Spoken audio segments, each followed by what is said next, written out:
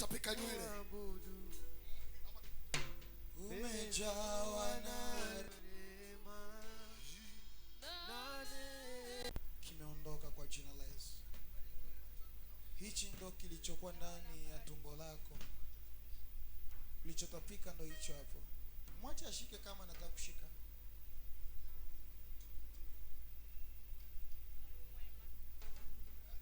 Mungu mwema, asante sana Yesu.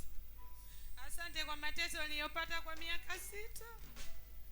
Naumwa na tumbo, nashindwa kula. Ebu nisikilize. Father, in the name of Jesus, you are free from today.